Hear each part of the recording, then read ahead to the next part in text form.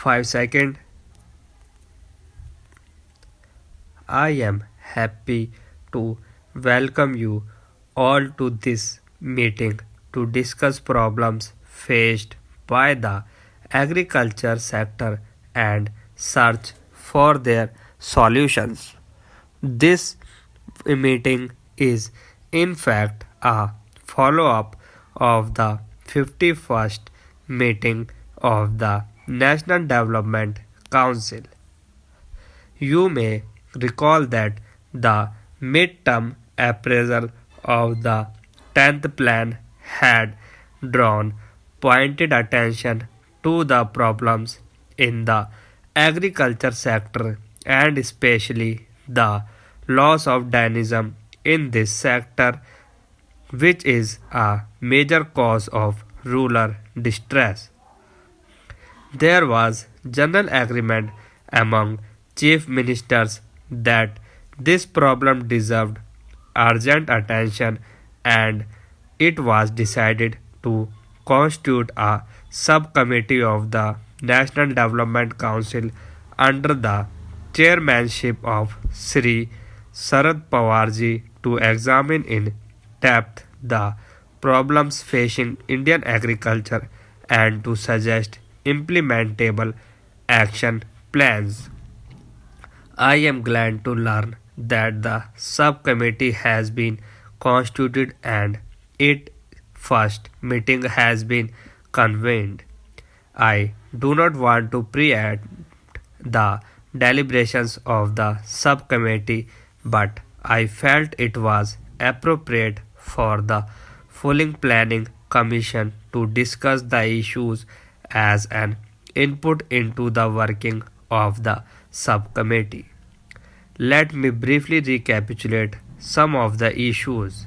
The MTA has emphasized the role of a weakening of domestic demand, expressed in terms of per capita domestic consumption of major farm products such as cereals, pulses, edible oil, sugar, milk, fruits, and vegetables since the beginning of the ninth plan, and also a slowdown in export demand.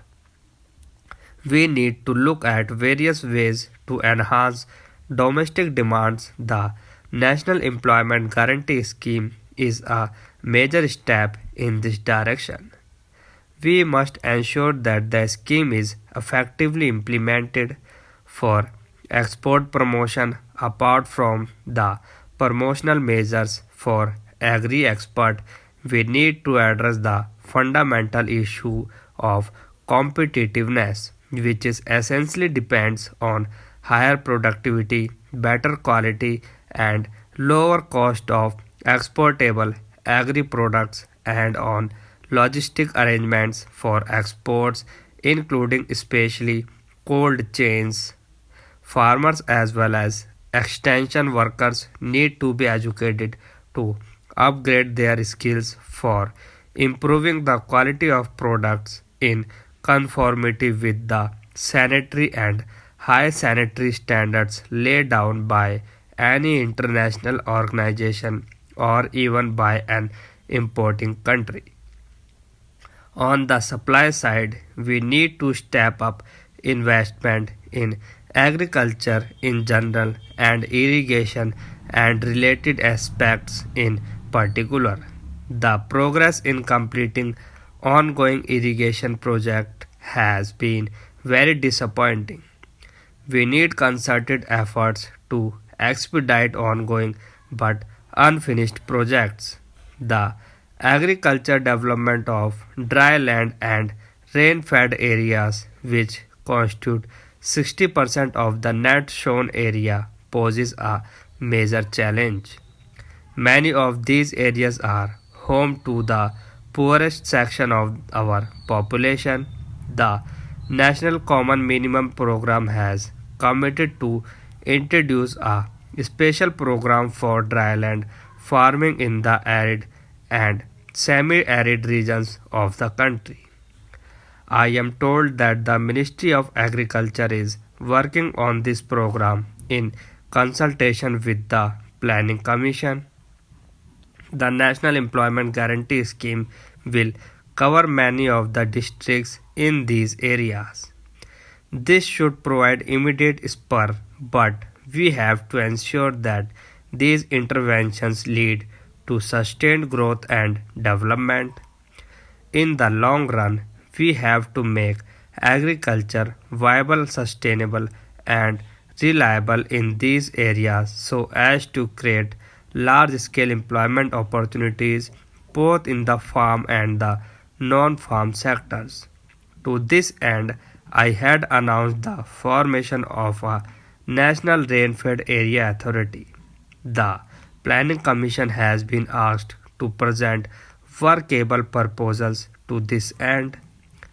Corrective steps are urgently needed to revive agriculture support system like extension seeds and credit.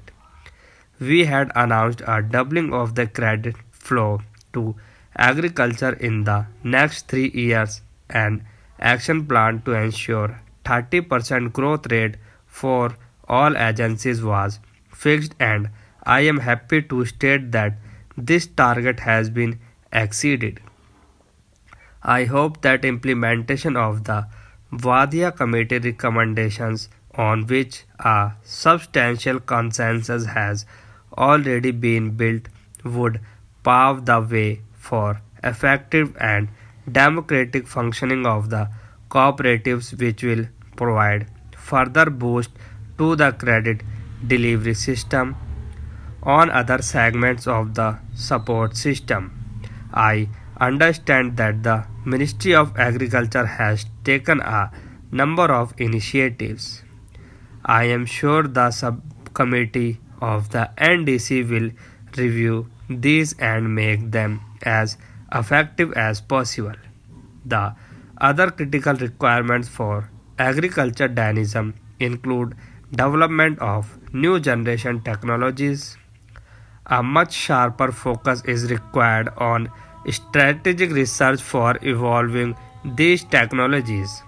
This task obviously belongs to the agriculture research system of the ICAR, the state agriculture universities, and the Department of Biotechnology. In the context, it is necessary to operationalize the National Fund for Strategic Agriculture Research as early as possible. Before I conclude, I must touch upon two important points relating to crop diversification and market reforms. Indian agriculture in the future must move from the traditional gain based strategy followed in the past towards diversification up, emphasizing horticulture, poultry, and livestock in order to keep up with the changing consumer preferences as well as to provide higher returns to the farmers in the country now.